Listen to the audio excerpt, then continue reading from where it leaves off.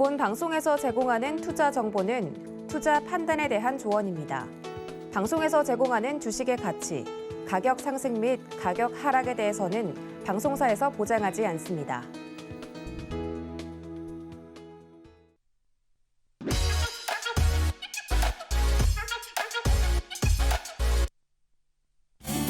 안녕하세요. 주유소 1부에 이어서 2부 머니트렌드도 활기차게 인사드립니다. 저는 진행을 맡은 이혜은이고요. 자, 오늘 우리 시장 비록 더디지만 올라주면서 마무리를 했습니다. 자, 이렇게 시장이 우리 마음을 헤아려 주듯이 정말 차근차근 올라가고 있는 요즘 모습인데요. 또 언제 낙폭이 나올지는 모르겠지만 일단 오늘은 자, 그래도 올라준 하루 좀 즐겨보셨으면 좋겠습니다. 오늘 마감 시황 보시면서 머니트렌드 시작하도록 하겠습니다. 네, 오늘 양시장 모두 크게 오르지는 못했지만 빨간불 지켜주면서 마무리했습니다. 오늘 코스피 지수는 0.01% 오른 2716.71포인트로 마감했는데요. 장 초반까지만 해도 한국은행의 금리 인상으로 인해서 2700선까지 밀렸지만요. 개인과 기관의 매수세가 이어지면서 분위기 반전됐습니다.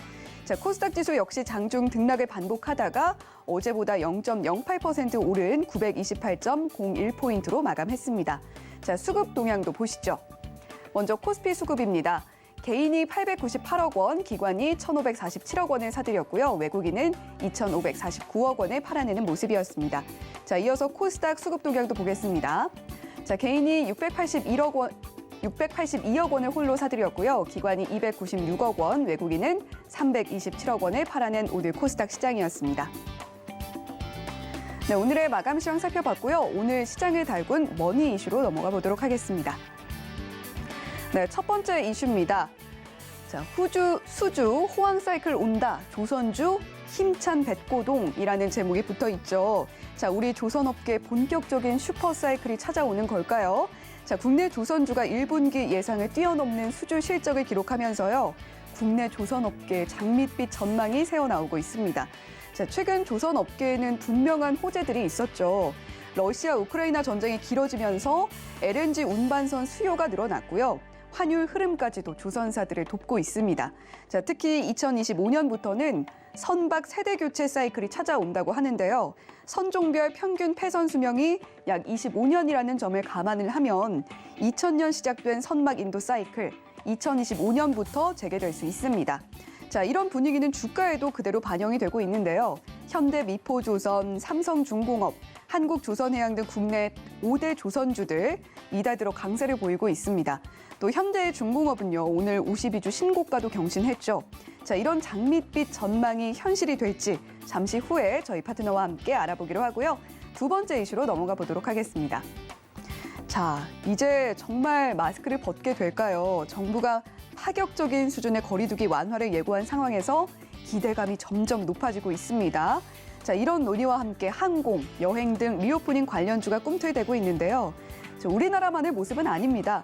간밤 뉴욕 증시에선 3대 지수가 나란히 상승한 가운데 그중에서도 델타항공, 아메리칸 등 항공주와 에어비앤비 등 여행 관련주의 상승폭이 두드러졌죠. 자, 오늘 우리 시장에선 티웨이 항공, 제주항공, 대한항공 등 항공주 강했고요. 또 여행주와 레저 관련주들까지 상승폭은 달라도 대체로 강세였습니다. 자, 인플레이션과 금리 인상 압박, 그리고 아직 살아있는 전쟁의 불씨 등 악재는 여전하지만요. 억눌렸던 여행과 소비에 대한 욕구도 만만치가 않습니다. 함께 움직이는 리오프닝주 중에서도 어떤 종목이 더 튼튼하고 또 강하게 움직여줄지 저희 머니트렌드에서 확인해 보시길 바랍니다.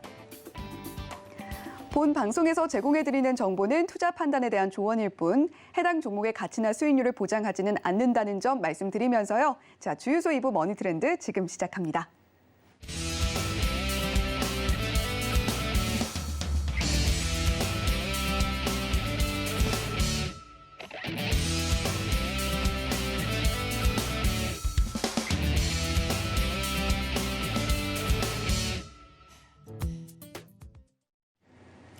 네, 경제 채널계의 배용준이죠. 자, 이용준 파트너님과 함께합니다. 안녕하세요. 네, 안녕하세요. 네, 오늘은 또 어떻게 또 시청자님들과 함께 이야기를 나누어 주실지 궁금한데요. 네네. 오늘은 제가 정말 돈이 되는 정보를 가지고 왔습니다. 제가 한 시간이 아깝지 않게 굉장히 큰 정보를 가지고 왔고요. 이제 뭐 다들 아시겠지만 단기 매매에는 한계가 있고 큰 돈은 중장기에서 나오는데 말씀하셨던 것처럼 머니 트렌드니까요. 돈의 흐름을 딱 짚어드릴 섹터와 종목 오늘 설명드릴 테니까 1시간 집중해서 보시면 좋을 것 같습니다.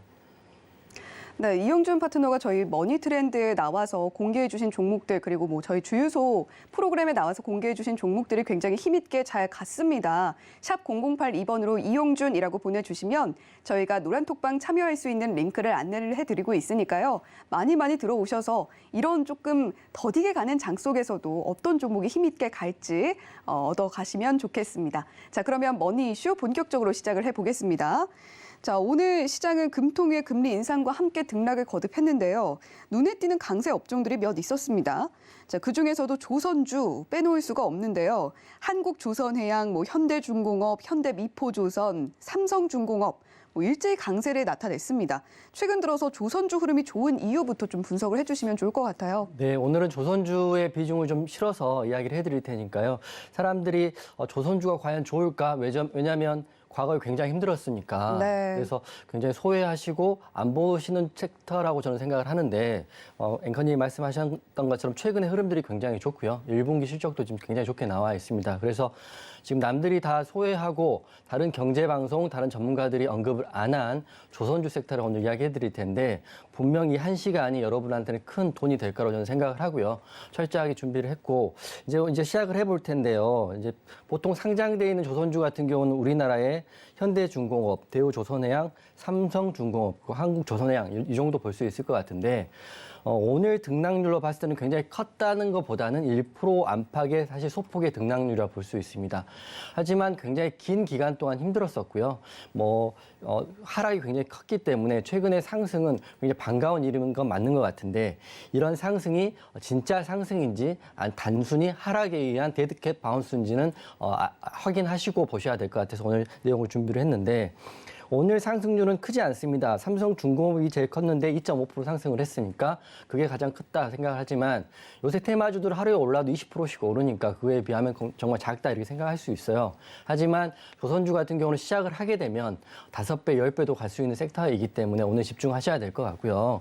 그래서 제가 오늘은 크진 않았지만 최근 한 달, 그러니까 4월 달 조선주의 그 상승폭을 한번 확인했습니다. 영업일로는 11일이었으니까요. 크진 않지만 현대중공업 같은 경우는 22% 상승을 했고요. 그다음에 대우조선해양은 15%, 그다음에 삼성중공업도 15%, 한국조선해양도 15%입니다. 이렇게 큰 종목이 바닥에서 15% 또는 22%가 한 달 영업이 11일 만에 올라왔다는 건 굉장히 큰 의미가 있으니까 왜 오를까 우리가 생각을 한번 해봐야 되는 거거든요. 제가 오늘 그런 명제들을 던져드릴 테니까요. 한번 종목을 보시는 기준으로 삼았으면 좋겠습니다. 먼저 종목을 시작하기 앞서서 제가 먼저 앵커님께 간단한 질문을 하나 해드릴 텐데요. 네. 배는 비행기보다 빠른가요? 늦은가요? 늦죠. 늦죠. 네. 근데 배는 가기 시작하면 오래 가나요? 금방 멈추나요? 오래 가죠. 그죠. 배는 가면 오래 갑니다. 이게 네. 조선주의 팩트라고 보시면 되는데 배는 시작을 하게 되면 굉장히 오래 갑니다. 오래 가고 그리고 굉장히 느리지만 끝에까지 가는 게 배의 습성이거든요. 그리고 굉장히 무게감이 있고 이게 오늘의 조선주의 지금 명제를 지금 제시해 드리는 겁니다. 조선주가 지금 상승하는 이유는 저는 찐반등이라고 생각을 하고요. 네. 빅사이클이 이제 시작이 됐다 이렇게 생각을 하고 제가 이제 설명을 해드릴 텐데 재밌고 쉽게 제가 이야기를 해드릴 테니까요. 잘 들으셨으면 좋겠습니다. 첫 번째로는 조선주가 국내 조선주가 이제 상승하는 이유는 첫째는 고부가 가치, 친환경 선박 제조에 우리나라가 압도적인 기술력을 가지고 있습니다. 메이드 인 코리아가 현재 세계적인 기술을 가지고 있고요. 세계 LNG선의 수주의 70~80%는 한국에서 만들고 있다. 이렇게 보시면 될 것 같고. 네. 근데 과거에는 굉장히 힘들었던 이유가 중국의 저가 수주 때문에 힘들었거든요. 네. 근데 중국의 저가 수주를 굉장히 많이 했고 무조건 우리나라 가격보다 10%에서 15%를 싸게 수주를 받아갔기 때문에 가격 경쟁률이 가장 큰 매력도이기 때문에 중국 수주가 있었기 때문에 많이 밀린 건 사실인데. 네, 근데 싼 게 비지떡이다 이런 맞아요. 얘기가 나오더라고요. 제가 후반 다음 페이지에 말씀을 드릴 텐데 네. 중국의 기술력은 한계가 있고요. 세계적으로 그게 배 한 척에 1, 2억 정도 하는 게 아니라 2천억, 3천억 정도 하잖아요. 네. 근데 이게 잘못 만들어진 배를 받으면 그 회사 입장에서는 운행하는데도 문제가 크고 AS 기간도 길기 때문에 굉장히 큰 타격을 주게 돼 있습니다. 그래서 회사 입장에서는 기술력을 가지고 가장 확실한 국가나 회사를 통해서 배를 받는 게 맞는 거거든요. 네. 그래서 중국 이야기도 좀 해드릴 텐데 중국 배 같은 경우는 기술력 문제로 AS가 되지 않고 폐선하는 경우가 종종 있다고 합니다. 그러면 그 회사 운송회사 입장에서는 굉장히 큰 타격이거든요. 그렇죠. 뭐 AS 1,000원, 2,000원 하는 게 그렇죠. 아니니까요. 인력하는 것도 아니고 기본적으로 1,000억, 2,000억 이상이 배 한 척 가격입니다. 네. 그렇기 때문에 그렇게 된다 이렇게 보시면 되는데 먼저 경쟁력이 우리나라는 압도적으로 크다 이렇게 보시면 될 것 같고요. 그리고 지금 러시아 우크라이나 전쟁 때문에 굉장히 힘든 건 사실이거든요. 힘든데 이것 때문에 러시아 같은 경우는 독일에 직접 천연가스를 공급을 하고 있어요. 근데 그 배관이라는 게 기존에는 우크라이나를 통한 것도 있었고 폴란드를 통한 게 있었는데 이게 이제 국가적으로 첨예한 문제들이 걸리다 보니까 지금은 노드 스트림이라고 해가지고요. 해저관을 통해서 러시아에서 바로 독일로 가게 했거든요. 네. 근데 이게 사실 문제가 되는 게 지금 러시아 우크라이나 전쟁이 시작되면서 독일에서는 러시아 노드 스트림 2를 통해서 오는 LNG 가스를 받지 않는 걸로 했기 때문에 이게 사실은 문제가 되는 게 배관으로 받으면 운송비가 싸게 받을 수 있었던 LNG 연료를 받을 수 없게 되니까 차선책으로는 LNG 선을 통해서 LNG를 받는 방법이 생기는 거거든요. 그렇게 되려면 LNG 선이 필요한데 그 배를 제조하는 나라가 우리나라가 배를 제조를 하니까 네. 이게 사실은 향후 올해부터는 굉장히 큰 호재로 작용됐다 이렇게 보시면 될 것 같고 셋째는 유럽 국가들 지금 같은 경우는 예전 같은 경우 석탄도 하고요.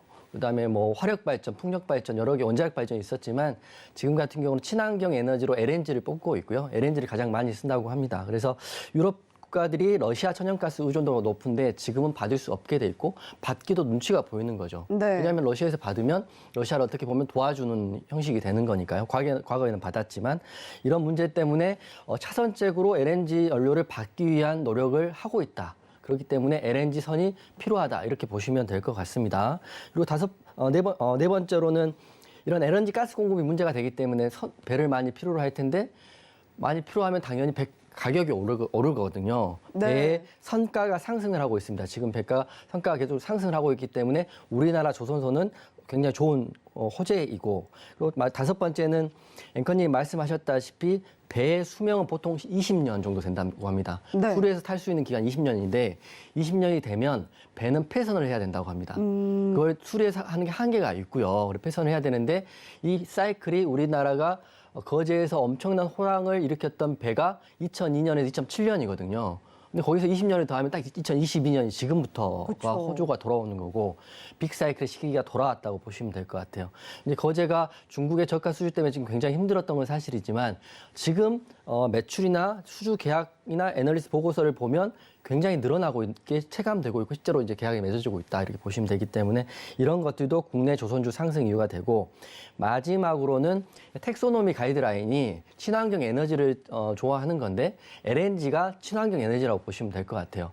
물론 SMR이라고 해서 원자력 에너지도 한 해만에 이야기 있긴 하지만 이미 LNG, 친환경 에너지는 여기 포함되어 있고 유럽들도 친환경 에너지인 LNG의 수요가 급증을 하고 있기 때문에 LNG를 받을 수 있는 방법을 반드시 강구해야 됩니다. 그 중심에는 조선주가 있다. 국내 조선주가 있다. 이렇게 생각을 하시면 될 것 같습니다. 그래서 오늘 이걸 좀 풀어서 해드릴 텐데 제가 이게 6가지 명제를 드렸으니까요. 명제에 대한 풀이를 해드릴 테니까 내가 조선주를 해야 되나 말아야 되나 정말 이게 찐바닥인가 궁금하신 분들은 영상에 집중해서 들으시면 큰 도움이 되실 거라고 생각을 합니다.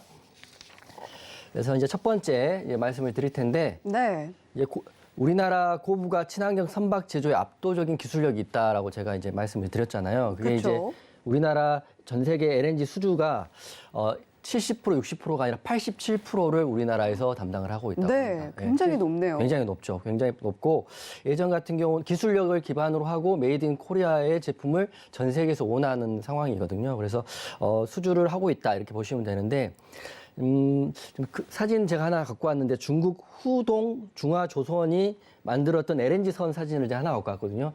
저건 그 전 사진, 저 사진인데 저게 이제 중국에서 후동 중화조선이라는 회사에서 만들었던 CESE 글래스 스톤 4라고 합니다. 저 네. 배인데요. 저게 LNG선인데요. 오. 저게 이제 저가 수주로 중국에서 이제 우리 수주를 다 끌어갈 때 이제 만드는 배거든요. 이름이 굉장히 네, 어렵네요. CESI 글래드스톤호입니다. 네. 이제 중국이 쓴 건 아닌 것 같고 중국이 이제 만들어서 수주를 받아 만들어서 이제 다른 나라에 이제 팔았던 배라고 보시면 되는데 네.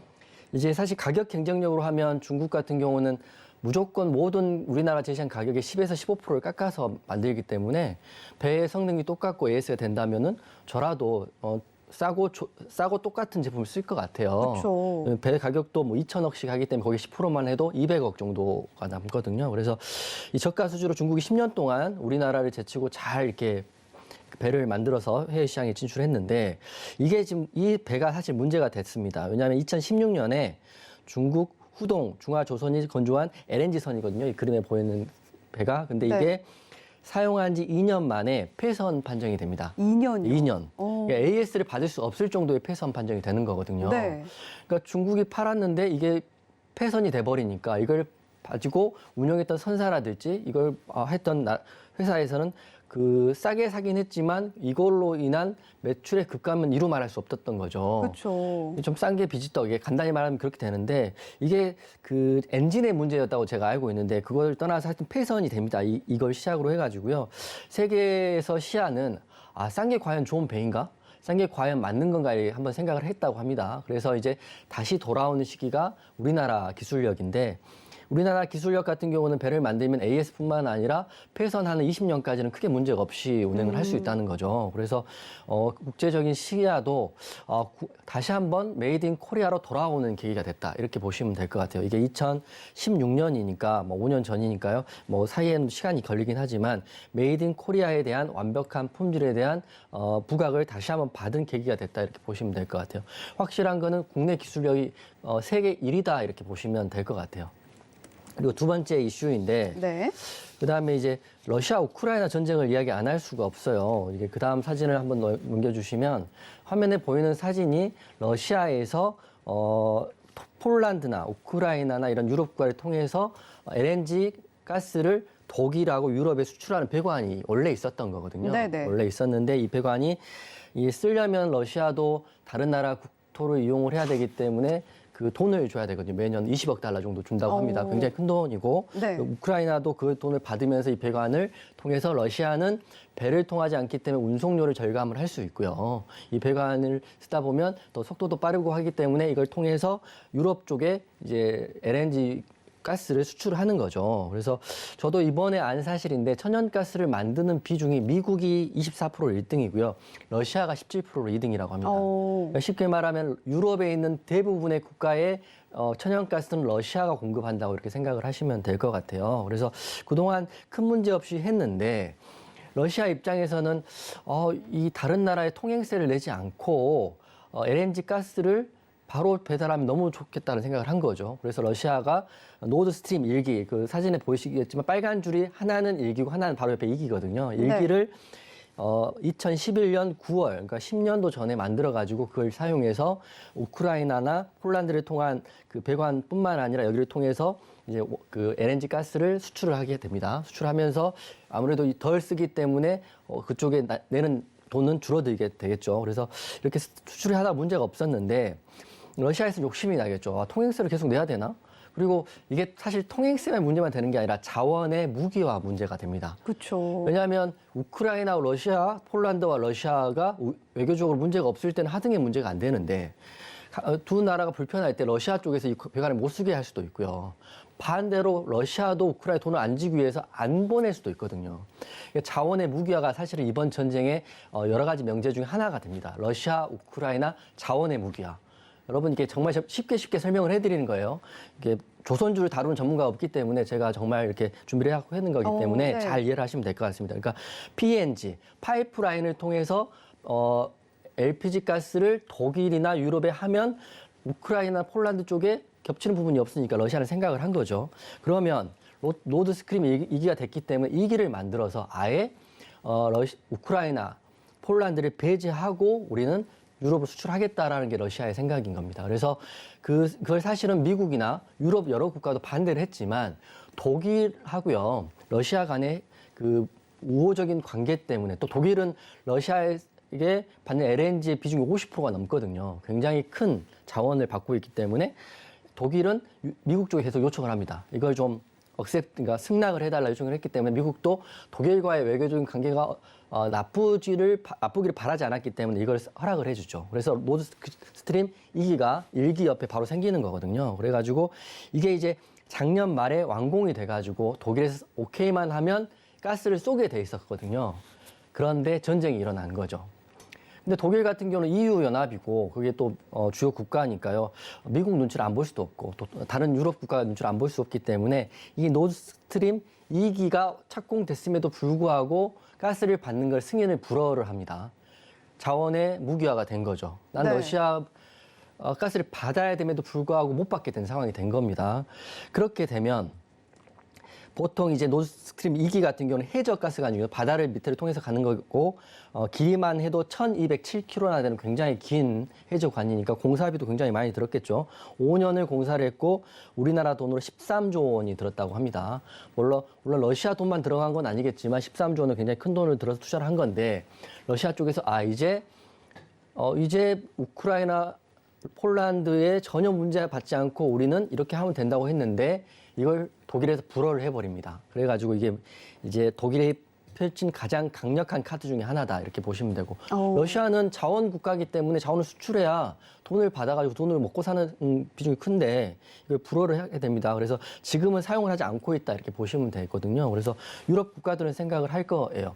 그러면 러시아에게 LNG를 받지 못하면 어디에서 받아야 되냐 고민을 하는 거죠. 그렇죠. 그러면 근데 LNG라는 게 사실은 우리나라에서 받는 LNG 운반선을 통해서 이렇게 받을 수는 있는 거거든요. 다만 운송비가 들고 단가는 높아지긴 하겠지만 러시아 문제가 또 이번에 해결된다 하더라도 다음에 또 어떻게 또 생길지 모르거든요. 준비를 해놔야죠. 네, 준비를 해야 차선책은 항상 있어야 되는 거거든요. 이 국가 입장에서 돈을 더 주더라도 확실한 차선책. 그게 바로 우리나라에서 만든 LNG선이라고 보시면 될 것 같아요. 그래서 우리나라가 전 세계적으로 LNG선이 680척 정도 된다고 합니다. 다 해서. 많은 숫자는 아니죠. 680척인데, 이 단순히 노드스트림 2기, 저거가 막혔을 때, 저걸 대체하기 위해서는 LNG선이 최소한 70척에서 75척이 된다고 합니다. 굉장히 큰 양의 LNG선이 필요한 거거든요. 그래서 우리나라가 작년 한 해 LNG선을 대기업 3사가 만든 LNG선 총 수가 50척밖에 되지 않거든요. 네. 그럼 이 70척을 우리가 다 받아서 수주를 하게 되면 1년 농사는 끝난 거거든요. 그렇죠. 근데 거기다 우리나라가 이 LNG선만 만드는 건 아니고 기존의 수주도 받기 때문에 더블 매출이 생긴다고 보시면 될 것 같아요. 그래서 지금부터 반영이 되고 있고요. 네. 그래서 이 러시아 우크라이나 문제가 단순히 전쟁으로 끝나는 게 아니라 자원의 무기화 문제이기 때문에 그 파급을 보통 다들 고통스러워하고 힘든데 그 애널리스트 보고서를 보면 조선업계는 웃어야 될지 울어야 될지 모르는 상황이다 이렇게 나와 있거든요. 전쟁을 보면 울어야 되는데 그쵸. 수주를 보면 웃어야 되는 상황이에요. 예, 꼭 그런 상황이 된 겁니다. 그렇지만 내색할 수는 없기 때문에 어떤 전문가도 지금 조선주에 대해서 얘기를 못했던 것 같고 제가 이제 머니 트렌드에서 여러분들을 위해서 특별히 이제 조사를 해갖고 온 거니까 여러분 잘 생각을 해보시는 기회가 되면 좋을 것 같은데 기본적으로 우리나라가 1년에 60척을 만든 건데 노드스트림 2기를 대체하기 위해서는 70척을 받아야 되는데 이 나라들이 중국에 수주를 안 할 것 같거든요. 그렇죠. 중국은 지금 LNG선을 만드는 회사가 있긴 하지만 거의 자체적으로 메이드 인 차이나는 자국을 위해서 만든다고 합니다. 왜냐하면 해외에서는 만들었다 또 폐선이 되면 안 되니까. 네. 그래서 이 수주의 양은 국내에서 받아올 수밖에 없다 이렇게 생각을 하고 계시면 될 것 같아요. 그래서 우리나라 기본 3사는 이미 수주가 쌓여 있음에도 불구하고 70척을 더 봐야 되니까 향후 2, 3년 정도는 엄청 바쁠 수밖에 없는 구조가 이 한 이슈로 그렇게 된다 이렇게 보시면 될 것 같아요. 그래서 네. 그리고 이제 세 번째 이슈인데 굉장히 호재가 겹겹이 쌓여 있습니다. 한 개, 두 개만 말해도 지금 벌써 시간이 많이 갔는데 세 번째 이슈는 화면 보시면 유럽 국가들은 러시아 천연가스 의존도가 굉장히 높습니다. 러시아는 자원 국가고요. 그래서 이제 보시면 그 핀란드 같은 경우는 94%를 러시아에 의존을 하고 있고요. 독일 같은 경우는 50%. 그러니까 이게 더 늘어나면 줄어들진 않는 거거든요. 독일이 50%고요. 이탈리아는 46%, 폴란드는 40%, 프랑스 24%입니다. 그러니까 러시아와 외교적으로 문제가 생길 하려고 하더라도 이 자원 때문에 자원 외교 때문에 또 이렇게 문제가 무마되고 이렇게 될 수밖에 없는 상황이고 하지만 이번 러시아 우크라이나 전쟁 때문에 그러니까 표현이 적당한지 모르겠지만 어쩔 수 없는 선택은 이 노스트림 2기를 승인하지 않은 거거든요. 그래서 유럽 국가들도 지금 굉장히 고민스러울 것 같습니다. 이렇게 되면 전기료는 급등하게 되고 또 국민들은 또 피폐해지고 이렇기 때문에 차선책을 미리미리 만들어 놔야 나중에라도 문제가 안 되기 때문에 LNG선의 수주가 시급하다 이렇게 보시면 될 것 같고요. 네. 그리고 넷째는 러시아 가스 공급 문제로 인해서 최근 수요가 증가를 하고 있잖아요. 이미 하고 있기 때문에 그렇죠. 배 성가들은 올라갑니다. 수요가 늘어나요. 수요가 늘어나니까 찾는 네. 사람이 많으니까 나 이렇게 하는 거죠. 아, 우리 좀 빨리 만들어 줄 수 있겠냐 이렇게 말을 하는 거죠. 수주사 우리나라 회사에 물어보면 네네네. 아 너무 수주가 밀려서 어려워요 이렇게 말하면 우리가 돈을 더 줄게 이렇게 되는 거죠. 자연스럽게 수요가 공급을 초과하기 때문에 가격은 올라갈 수밖에 없는 구조이기 때문에 성과가 굉장히 상승을 했다고 하는데요.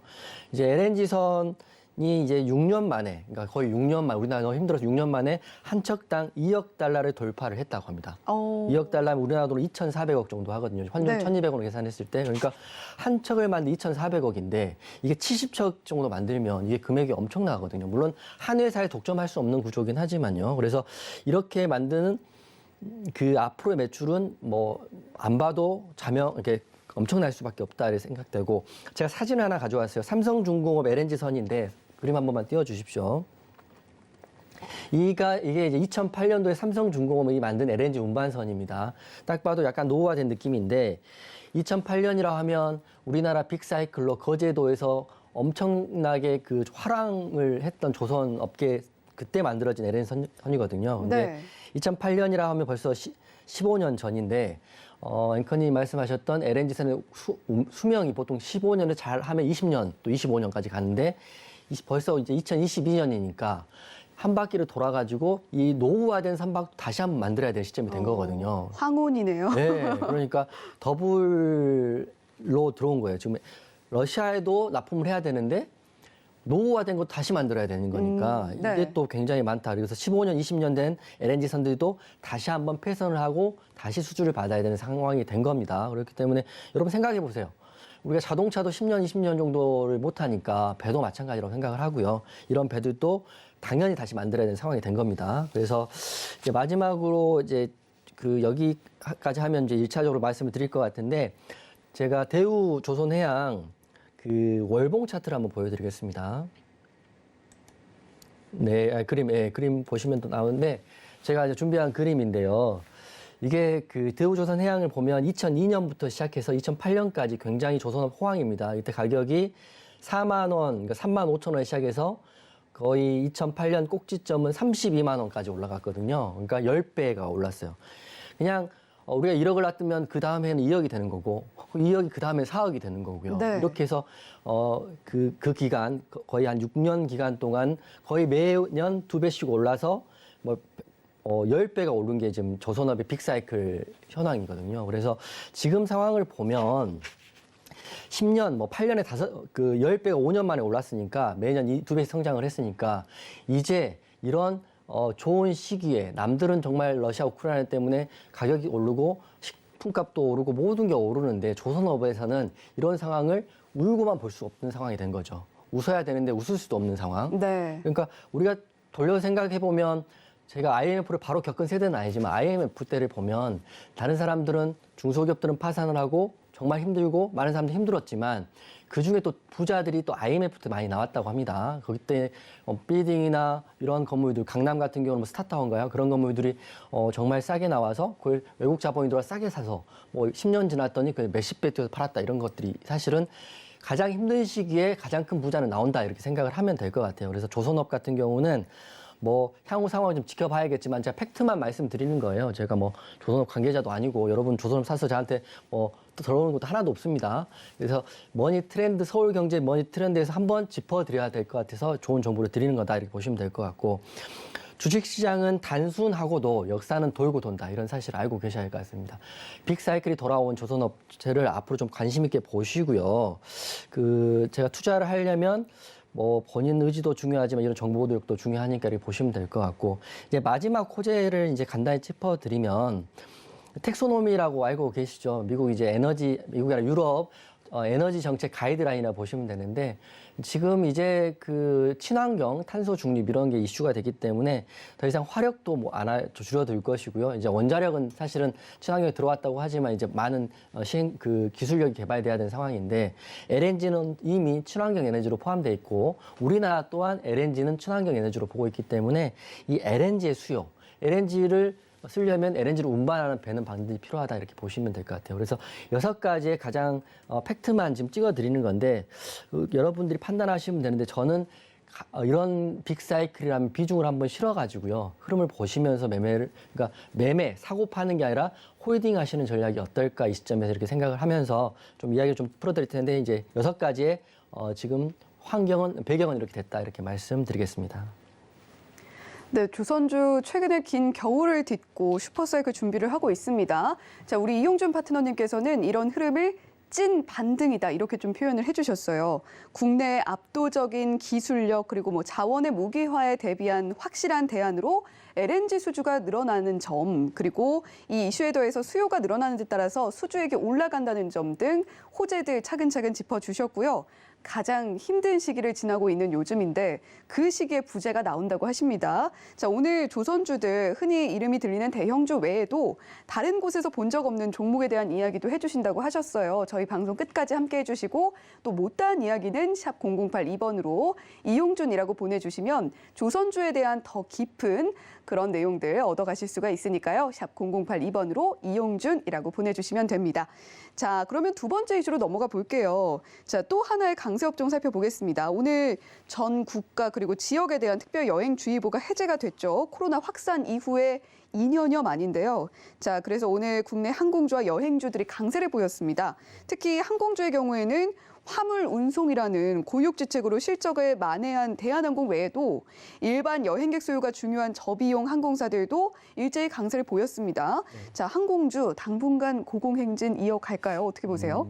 저는 좋게 봅니다. 우선 네. 저뿐만 아니라 모든 전문가들이 좋게 보는 것 같고요. 제가 이제 길게 말씀드리지 않아도 항공주, 리오프닝주, 여행주, 엔터주들은 이제 사이클이 들어온 것 같다 이렇게 보시면 될 것 같고 네. 이미 반등이 나오고 있기 때문에 이런 종목은 좋은데 저는 이제 만약 제가 항공주를 한다면 여러 저가 항공사도 있긴 하지만 대한항공 우선 봐야 될 것 같고요. 그리고 제가 말씀드리는 이유는 이제 다른 저가 여행사들이 굉장히 힘들었고 앞으로 이제 매출로 이익 전환하려면 2, 3년 훨씬 걸릴 거거든요. 그래서 반드시 테마성으로 오를 수는 있겠지만 진짜 바닥을 밟려면 2, 3년 정도는 있다가 매출과 영업이익 흑자가 되지 않을까 생각을 하고 있고 그리고 힘든 시기는 돈이 필요하기 때문에 전환사채도 많이 발행했을 거예요. 그래서 그런 거 꼼꼼하게 보시면서 오버행 이슈 피해 가시면서 매매하시면 좋은데 네. 이것도 저것도 불편하시면 샵 008이 하셔가지고요. 저 노란 톡방 들어오시면 저 찍어드리도록 하겠습니다. 그리고 대한항공 우선 대장주니까 오늘 또 반등이 나왔더라고요. 그래서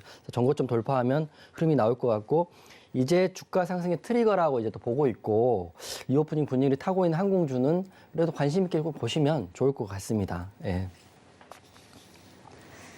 네, 항공주 중에서도 대한항공 봐야 한다 이렇게 이야기해 주셨고 전고점 돌파하면 흐름이 나올 것이다라는 이야기도 덧붙여 주셨습니다. 자, 그러면 여행주도 오늘 좋았는데 항공주와 좀 비슷한 흐름으로 네. 길게 좀 좋게 봐도 될까요? 저는 사실 항공주, 여행주, 엔터주는 이렇게 선순환하면서 얘가 오르면 그 다음날 얘가 오르고 이런 식으로 돌아가지 않을까 싶은데요. 네. 우리가 이제 모르는 여행주나 모르는 엔터주도 한번 사람들이 안 보고 있는 종목들 있잖아요. 거래량이 없고 안 터진 종목들을 아무도 모르게 몰래 선취매 해놓고 살짝 보시는 게 더 좋을 것 같아요. 이미 보는 것들은 개인들이 너무 사가지고 올리기도 쉽지 않을 것 같으니까. 네. 그래서 엔터주 같은 경우 2등, 3등도 나쁘지 않을 것 같다 이렇게 생각이 듭니다. 네, 이미 오른 것들에 너무 집중을 하기보다는 2등주, 3등주 매매를 해도 괜찮겠다 이 부분은 이렇게 이야기를 해주셨습니다. 자, 우리 이용준 파트너와 함께 오늘 조선주에 대해서 굉장히 깊게 들여다봤고 그리고 리오프닝 관련주에 대한 이야기도 나눠봤는데요. 자, 조선주들 지금 굉장히 큰 사이클이 다가오고 있습니다. 관련해서 앞으로도 얘기를 더 해주시겠지만 관심 있으신 분들은 샵 0082번으로 이용준이라고 보내주세요. 저희가 노란톡방 참여하실 수 있는 링크를 안내해 드리겠습니다. 들어오셔서 조선주에 대한 이야기들 그리고 리오프닝주들 너무 오른 종목들 말고 어떤 종목들 공략하면 좋을지 살펴보시면 좋겠습니다. 또 하단에 나오고 있는 QR코드 스캔하셔도 입장하실 수가 있으니까요. 많이 이용해 주시기 바랍니다. 자, 이렇게 오늘의 머니 이슈, 시장을 움직인 이슈들 살펴봤고요. 머니 섹터로 이어가 보도록 하겠습니다.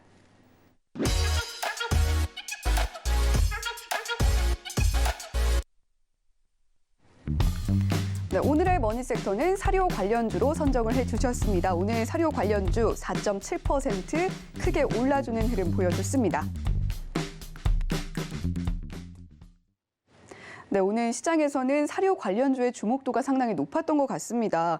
계속해서 좀 테마가 돌고 도는 느낌이 좀 들고 있는데 사료 관련주 오늘의 머니 섹터로 특별히 선정해 주신 이유가 뭡니까? 우선 상한가가 나왔습니다. 현대사 네. 상한가 나왔기 때문에 사료주 가져왔고요. 그리고 머니 섹터라고 해서 제가 이제 더 오를 거라고 갖고 온 건 아니고 오늘 수급이 몰렸기 때문에 설명을 드리려고 갖고 온 거고, 급등 사유는 러시아 우크라이나 전쟁이 장기화되잖아요. 수개월 된다는 이야기도 또 있고 수년이 된다는 이야기도 있기 때문에 곡물은 사실 러시아 우크라이나 곡창지대이기 때문에 찜이 많이 올랐고요. 여러분, 우리 밥 먹으러 갈 때 칼국수 값도 이제 8,000원 이상 된다고 하더라고요. 그러니까 이미 반영이 되고 있기 때문에 이런 이유로 이제 오늘 한 번 더 급등이 나왔다고 생각합니다. 하지만 현대사료는 이미 많이 급등이 나왔다가 이제 눌렸다가 마지막 급등인데, 저는 이게 단발적인 이제 마지막 급등이라고 보고 있기 때문에 앞으로 사료주가 더 갈 거야 이렇게 생각하시는 것보다는 마지막으로 이제 바운스가 나왔다, 기술적 반등이 나왔다라고 생각하시고 접근하시면 될 것 같고요. 내일은 저는 하락할 수 있다 이렇게 보고 있으니까 내일 뭐 추매하실 생각은 안 하셨으면 좋겠습니다. 제 생각은 그렇습니다. 혹시라도 뭐 더 좋은 정보를 갖고 하시는 분들은 하시는 것도 저 만류하진 않겠습니다. 네, 오늘의 머니 섹터로 사료 관련주 가지고 와 주셨는데 사료 관련주도 굉장히 최근에 시장에서 이야기가 많이 나왔던 종목입니다. 자, 하지만 뭐 앞으로 좀 더 반등이 나오기보다는 이제는 좀 이슈가 소멸되고 있는 단계이기 때문에 지금 사료 관련주들 갖고 계신 분들 한 번 더 올라주면, 시세가 나와주면 그때 좀 매도하는 관점으로 이야기를 하셨습니다. 자, 언제 매도를 하면 좋을지 고민이 되고 계신 분들은요, 샵 0082번으로 이용준이라고 보내주시면 저희가 노란톡방 참여 링크 안내해드리도록 하겠습니다. 노란톡방에서 이러이러한 사료주 갖고 있는데 어떻게 대응하면 좋을지 여쭤봐 주시면 대응을 해드리도록 할 테니까요. 많이 들어와서 이야기 나눠보시면 좋겠습니다. 자, 그러면 우리 파트너님이 선정해 주신 머니 종목으로 이어가 보도록 하겠습니다.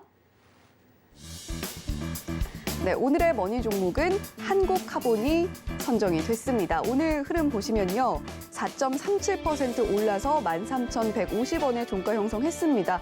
장중 내내 강세였고요. 윗꼬리도 뭐 거의 달지 않고, 그렇게 길게 달지 않고 잘 마감을 했습니다.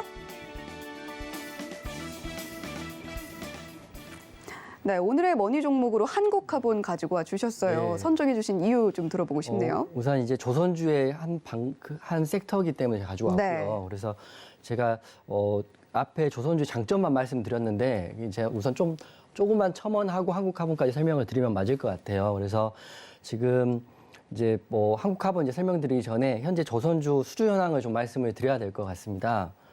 예, 우선 국내 조선사 1분기 수주 현황인데요. 우선 제가 말씀을 드리면 우리 연간 목표란 걸 세우잖아요. 연간에 우리가 수주를 얼마를 하겠다 이렇게 세웠는데 1분기에 이미 연간 수주 목표의 40%를 돌파했다고 합니다. 왜냐하면 1분기는 3개월이기 때문에 확률적으로 하면 25%씩 하면 맞는 거거든요. 네. 근데 이미 40%, 거의 과반 가까운 수주 목표를 채웠기 때문에 앞으로 수주는 더 큰 상승을 기대할 수밖에 없다 이렇게 보시면 되는데, 우선 현대미포조선 같은 경우는 42%의 1분기 수주가 나왔고요. 그다음에 현대중공업은 26%, 현대삼호중공업은 90%까지 이미 나와 있습니다. 그리고 삼성중공업은 25%, 대우조선해양은 47%거든요. 그래서 1분기에 이미 흐름들이 들어와 있고요. 우리보다 정보가 훨씬 빠른 외국인 기관들은 조선업종을 최근 3일 동안 쌍끌이 매수를 했다 이렇게 보시면 될 것 같아요. 그래서 우리가 그래서 여쭤보실 거 아니에요. 이렇게 잘 된다고 하는데 그러면 흑자 전환을 할 수 있는 거야? 이렇게 물어볼 수 있잖아요. 그래서 제가 답을 드리겠습니다. 지금 제가 화면에 대우조선해양 재무제표를 띄워놨는데요. 한번 보시면서 제가 말씀을 드리는데, 네, 보이시죠? 우선 대우조선해양 같은 경우는 2021년 12월에 영업이익과 당기순이 굉장히 큰 적자입니다. 1조 7천억 정도 되고요. 근데 여기서 우리가 굉장히 의미 있게 보는 게 올해 적자 폭이 745억으로 확실하게 많이 줍니다. 거의 적자 폭이 없다시피, 이게 큰 회사니까요. 없다고 보시면 될 것 같고 네. 거기다가 2023년 내년에는 흑자전을 하게 됩니다. 근데 주식 같은 경우는 6개월, 1년, 큰 업종 빅사이클 같은 경우는 1년, 2년 정도가 빨리 가기 때문에 이미 올해부터는 거의 이익의 흐름을 가고 있다 이렇게 보시면 될 것 같아요. 그러니까 제가 이게 적은 건 아니잖아요. 다 애널리스트들이 예측하고 다 회사에서 다 자료를 받아가지고 추정치를 적은 거기 때문에 올해부터는 적자폭이 거의 다 줄어들고 대우조선해양뿐만 아니라 대부분의 회사들이 줄어들 것이고 네. 2023년에는 다 흑자 전환한다 이렇게 보시면 맞다고 기정사실화 돼 있다 이렇게 보시면 될 것 같아요. 그래서 조선주를 이렇게 말씀드리면 맞을 것 같은데 근데 이제 악재를 이제 제가 말씀해드려야 될 것 같아서 제가 다시 했는데요. 악재는 두 가지가 있습니다. 두 가지가 있는데 첫 번째는 그 러시아에 대한 리스크가 또 있습니다. 러시아 때문에 LNG선의 수주가 폭발적으로 늘어나서 고맙기는 한데 러시아 리스크가 있습니다. 그게 뭐냐면 스위프트 결제에 대한 부분인데요. 네. 이미 그 수주 같은 경우는 배를 만드는 데 시간이 굉장히 오래 걸리기 때문에 수주 계약을 하고요. 수년에 걸쳐서 만든다고 하더라고요. 네. 근데 이제 러시아에도 LNG선을 팔 거 아니에요, 우리나라. 근데 우리나라 회사 중에 삼성중공업이 러시아에 대한 비중이 굉장히 크다고 합니다. 그래서 삼성중공업이 악재인지 제가 한번 좀 심도 있게 좀 확인해 봤더니 삼성중공업이 러시아에 대한 배에 대한 가격이 42억 달러, 우리나라 돈으로 하면 약 5조 400억이 되더라고요. 굉장히 큰 돈이고 삼성중공업뿐만 아니라 모든 조선 3사들이 했을 때는 약 7조 원 정도의 수주가 러시아에 있다 이렇게 보시면 될 것 같아요. 그래서 이게 악재라고 봐야 되는데 삼성중공업 같은 경우는 2019년에는 5척을 수주했고 20년에는 10척을 수주했습니다. 적은 숫자는 아니죠.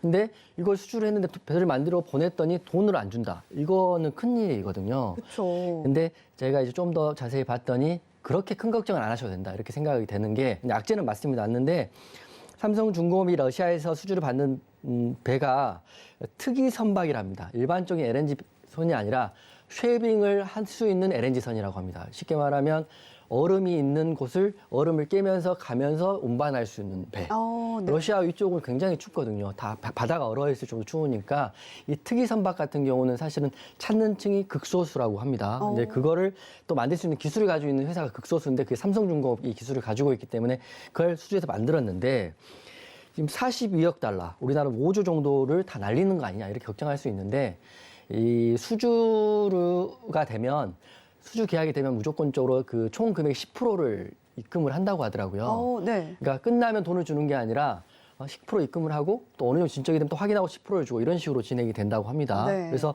만약에 근데 중간 단계에서 배가 다 완성되기 전에 러시아의 이런 잘못이나 일방적인 문제로 계약 해지가 되면 삼성중공업 측이나 다른 조선사에서는 이 배를 약간 개조를 해서 다른 회사에 팔 수 있다고 합니다. 그게 계약서에 이렇게 있기 때문에 네. 악재는 맞으나 그렇게까지 5조를 다 날리는 악재는 아니다 이렇게 보시면 될 것 같고. 워낙에 금액이 크다 보니까. 그러니까 돈이 없으면 배를 만들 수 있는 자본도 안 생기기 때문에 네. 10%를 받고 만들 때마다 10%씩 받기 때문에 이미 어느 일정을 받았을 것 같은데 배 만든 도중에 배를 다 만들었음에 불구하고 이 스위프트로 돈을 못 받게 된다면 그 계약 해지 사유가 되기 때문에 이 배를 약간 수정을 해서 그 배를 찾는 LNG를 찾는 사람이 많으니까 다시 팔 수 있다고 하니까요. 네. 그것은 악재는 맞으나 가장 큰 악재는 아니다 이렇게 생각을 하시면 될 것 같고, 근데 알고 계셔야 될 것 같고요. 두 번째는 그 10년, 15년 전에 이제 굉장히 그 조선소에 호황이 불면서 굉장히 고급 인력들이 다 조선소를 갖고 숙련된 인력들이 거기에 있었는데 불황이 끼면서 거의 대부분의 숙련된 인력들이 빠져나왔다고 합니다. 육지로 나와서 다른 일을 하고 계셔서 문제는 지금 이제 수주를 받다 하더라도 인력들의 대규모 이탈로 과연 수주를 납기에 맞출 수 있느냐가 문제가 되는 거거든요. 저 같은 경우는 보더라도 저희 선배님들 또 후배님들 보면 가장 공부 잘하고 똑똑하신 선배님들이 그 당시에 펀드 매니저로 많이 갔었고요. 증권사를 해봤고 그 다음 세대가 그 조선 거제도로 많이 갔습니다. 그러니까 제일 똑똑하고 잘하고 인텔리한 사람들이 거제도에 가서 돈을 또 연봉을 굉장히 많이 받았거든요. 네. 그런 인력들이 현재는 없다. 왜냐하면 불황으로 인해 다 빠져나와 있고 그 당시에 뉴스를 보시면 알겠지만 강남에 전국에 있는 모든 돈이 조선소로 몰린다고 했을 정도로 굉장히 호황을 느꼈고 거기는 뭐 식당도 잘 되고 집값도 비싸고 심지어 나이트클럽도 낮부터 영업을 한다고 합니다. 왜냐하면 이제 이교도로 하시는 분들이 또 그러니까 유흥을 즐기러. 주시셔야 되니까. 그만큼 돈이 돌고 돌았던 곳인데 이게 힘든 시기를 거치면서 숙련된 인력들이 현재 없는 상황이다가 악재가 두 개다 이렇게 보시면 될 것 같아요. 그래서 제가 오늘 말씀 다 드렸고 이제 한국카본을 이제 말씀을 드리겠습니다. 제가 3사, 4사 조선업 회사들은 말씀을 드렸기 때문에 이제 사실은 타점 잡기가 어려우실 거예요. 간다고 하는데 언제 들어갈지 모르시는 분들은 샵 008이 하셔가지고 제가 지금 굉장히 잘 운영하고 있는 무료 노란톡방이 있으니까 들어오시면 이게 제가 오늘 방송에서 못 타드린 이야기를 또 해드릴 수 있으니까 보시면 될 것 같고 오늘의 머니 종목 한국카본입니다. 한국카본 보이는데 한국카본은 조선 회사는 아니죠. 다들 알고 계신데 조선업이 잘 되면 한국카본은 오를 수밖에 없다 이렇게 보시면 될 것 같아요. 왜냐? 한국카본이 본행제를 만드는 회사입니다. 우리가 본행제 하면 택배를 시키면 이 본행제가 오잖아요. 그 육류 같은 거 생생화 시키면 근데 그런 본행제가 아니고 네. LNG를 운반하려면 그 가스니까 그거를 보호하는 장비가 필요한데 굉장히 저온으로 유지가 되어야 한다고 하더라고요. 굉장히 고기술이 필요한 건데 어떻게 생각하시면 되냐면 그 고도화된 기술이 집화된 산업을 하는 회사라고 보시면 되는데 우리나라의 본행제 회사는 한국카본과 동성화이텍 두 개밖에 없다고 합니다. 네. 다른 회사가 하고 싶어도 할 수 없을 정도로 기술력이 필요하고요. 그리고 굉장히 고도의 기술이 필요하다 이렇게 보시면 되는 거니까 이게 진입 장벽이 높기 때문에 한국카본과 동성파인텍의 경쟁사는 없다고 보시면 될 것 같아요. 그래서 오늘 한국카본 가져왔고요. 게다가 거래소 종목이고 최근 흐름도 좋습니다. 외국인 기관 쌍끌이 매수를 하고 있고 오늘도 4% 가까이 올라와 있고 국내 조선업체들이 빅사이클이 시작하면 당연히 갈 수밖에 없다 이렇게 보시면 될 것 같아요. 하지만 이제 단점들도 있는 게 이제 재료가 이제 그 원유 재료를 쓰는데 이게 캐파가 한계가 있기 때문에 계속 배가 만들어진다고 해서 계속 더 만들 수 있는 상황이 아니기 때문에 한계치는 있다 이렇게 보시면 되지만 분명한 거는 빅사이클이 시작하면 본행제를 만드는 회사들도 수혜를 직접적으로 받을 수밖에 없다 이렇게 보시면서 제가 한국카본 갖고 왔어요. 그리고 한국카본 혹시라도 매수가 이런 궁금하신 분들은 노란톡방 들어오시면 되고요. 그리고 이제 기술적 분석을 해드리면 이제 차트에 보시면 13,150원을 마무리했는데 단기적으로는 전고점까지는 그냥 갈 수 있을 것 같아요. 네. 전고점 하면 약 뭐 10% 정도는 단기적으로 나올 것 같은데 그 다음이 사실 문제거든요. 우리가 10% 먹으려고 중장기 종목을 하는 건 아니니까 그 이상을 보시는 분들은 노란톡방에 들어오시면 되고 한국카본 제가 사실은 방송에서는 그 급등이 심한 종목은 하지 않습니다. PBR 다 확인하고 나가는데 한국카본은 좋은 게 공시에 유상증자, 전환사채 이슈가 전혀 없고 깨끗한 종목이니까 이것도 좀 중장기로 보시면 좋을 것 같고요. 오늘 한 달 동안 외국인이 145억, 기관이 164억을 순매수 쌍끌이한 종목입니다. 그래서 한국카본 간종에 넣으시고요. 그리고 중장기로 보실 분들은 노란톡방 들어오시면 되고 이 종목 손절가 혹시 궁금하실 것 같은데 제가 이제 이 종목 손절가는 이렇게 말씀드리겠습니다. 물려도 이 종목은 걱정하지 않으셔도 됩니다. 이렇게 말씀드리고 오늘 말씀드리겠습니다. 네, 물려도 걱정하지 않아도 종목이라고 하니까 굉장히 가슴이 두근두근 뜁니다. 자, 그런 만큼 매력적인 종목을 오늘 방송에서 공개를 해주셨는데요. 자, 한국카본 조선회사는 아니지만 조선업이 잘 되면 오를 수밖에 없는 고도의 집약된 기술력이 적용된 본행제를 만드는 기업이다 이렇게 이야기를 해주셨고요. 단기적으로 전고점 갈 것 같고 거기에 악재 공시도 전혀 없다 이렇게 이야기를 해주셨습니다. 자, 자세한 가격 전략 궁금하신 분들은요. 샵 0082번으로 이용준이라고 보내주시면 저희가 언제 진입하면 좋을지 노란톡방에서 안내를 해드린다고 하니까요. 많이 들어오셔서 자, 한국카본에 대한 이야기 그리고 조선주의 흐름에 대한 이야기도 함께 얻어가시면 좋겠습니다. 자, 서울경제TV 주유소는 자본시장 통합법을 준수합니다. 1:1 투자 상담, 유사 수신 행위 등 모든 불법사항을 엄중하게 금지하고 있고요.